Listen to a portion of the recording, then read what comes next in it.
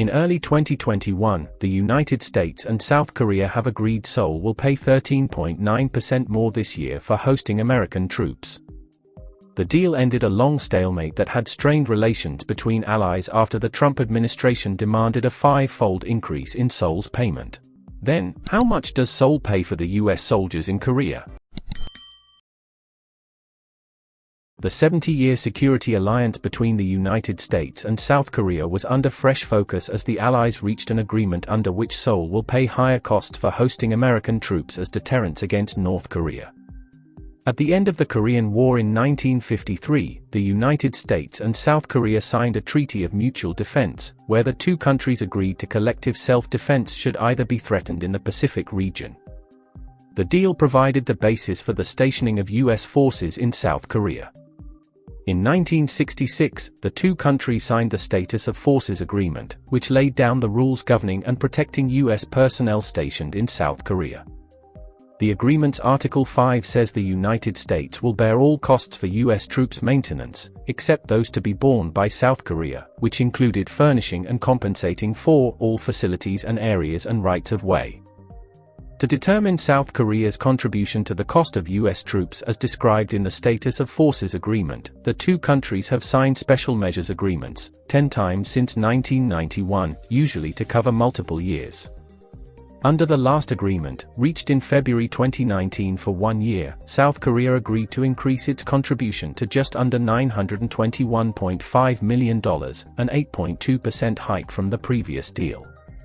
The Allies reached a new, 6-year deal at talks recently, where Seoul agreed to a meaningful increase in its share, ending 2 years of a standoff. Over the last agreement, the United States and South Korea agreed to a 5-year deal to increase the military payments, subject to legislative approval in both capitals. Under the agreement, South Korea will pay $1 billion this year, 13.9% more than its annual payments in 2019 and 2020.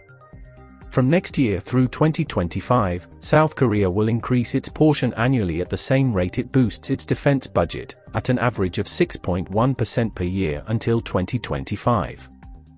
Former US President Donald Trump had demanded $5 billion, a five-fold jump, rejecting South Korea's offer to pay about 13% more. South Korean sources had raised hopes that President Joe Biden's administration would agree to a deal close to their proposal. There are about 28,500 American troops stationed in South Korea, the United States' third-largest military presence outside its country after Japan and Germany. US Forces Korea operates about 90 combat planes, 40 attack helicopters, 50 tanks, and some 60 Patriot missile launchers, according to South Korea's Defense White Paper.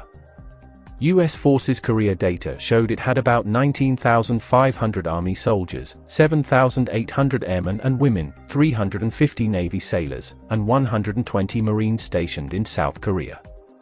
Camp Humphreys in Pyeongtaek, south of Seoul, is the largest U.S. overseas military base, housing the U.S. Forces Korea headquarters and thousands of troops, civilian workers, and their family members.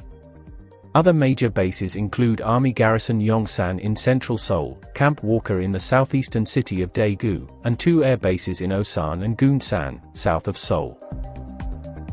Out of Seoul's $850 million contribution in 2019, 48% was used to pay salaries to some 9,000 South Koreans hired by US troops, 36% to cover construction costs such as building facilities within US bases, and the rest for military assistance expenses including services and materials, according to South Korea's Defense White Paper. More than 90% of the costs South Korea shouldered in 2019 went directly back into its economy. Seoul had been pursuing a multi-year accord as the Allies renew it every 3-5 years, with drawn-out negotiations often creating a vacuum. After the 2019 pact expired with no new deal, about 4,000 South Korean workers of the US Forces Korea were placed on unpaid leave, prompting the two countries to scramble for a stopgap agreement to allow them to return to work. North Korea has long campaigned for the American troops' withdrawal, arguing that the threat they posed, including their joint war games with the South Korean military, had forced it to develop nuclear weapons. Trump met North Korea's leader Kim Jong-un 3 times to try to end the North's nuclear weapons program, while the allies suspended or scaled down their joint military drills to support the diplomacy. Trump shocked many in South Korea, especially conservatives, by calling such exercises on the Korean peninsula tremendously expensive and very provocative. Trump's diplomacy with Kim Jong-un collapsed without an arms control deal with North Korea, whose nuclear and missile capabilities grew during Trump's term. Still, the United States and South Korea greatly reduced the scale of this year's annual military exercise, conducting it as a computer simulation without any large movement of troops. South Korea said that the drill was minimized this year because of the COVID-19 pandemic and a desire to keep diplomatic momentum with North Korea alive. On the other side, South Korea became highly concerned about the U.S. withdrawal from Afghanistan. U.S. President Joe Biden was asked what the U.S. withdrawal from Afghanistan means for Washington's other global military commitments. In response, Biden stressed the fundamental difference between Afghanistan and places like South Korea, where the U.S. also has a major troop presence. It would be hard, if not impossible, to find a South Korean who disagrees with that assessment. There are obvious differences between Afghanistan, one of the world's poorest and least developed countries, and South Korea, a stable democracy and U.S. treaty ally that has the world's 10th largest economy and 6th most powerful military. Yet, the messy U.S. retreat from Afghanistan and the ensuing Taliban takeover has intensified questions here about how much South Korea should depend on long-term U.S. military protection and whether Seoul should do more to look after its own defense. Specifically, it may amplify voices who want South Korea to pursue its own nuclear deterrent. Few think the U.S. military will withdraw from South Korea anytime soon. But Biden's national security advisor, Jake Sullivan, said the U.S. has no intention of drawing down forces from South Korea. Doubts about long-term U.S. military commitment are rooted partly in South Korea's experience with former U.S. President Donald Trump, whose America First foreign policy consistently strained the 7-decade-old alliance. During the elections period, Trump even suggested South Korea and Japan get their own nuclear weapons and threatened to withdraw troops from both countries if they did not pay more for protection. Trump isn't the only factor for South Korea to consider. Many Trump-allied Republicans now oppose what they call the U.S. forever wars.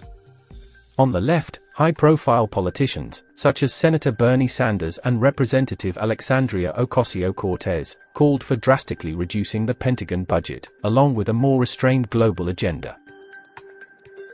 Since the U.S. withdrawal from Afghanistan, there have already been renewed calls for South Korea to acquire nuclear weapons.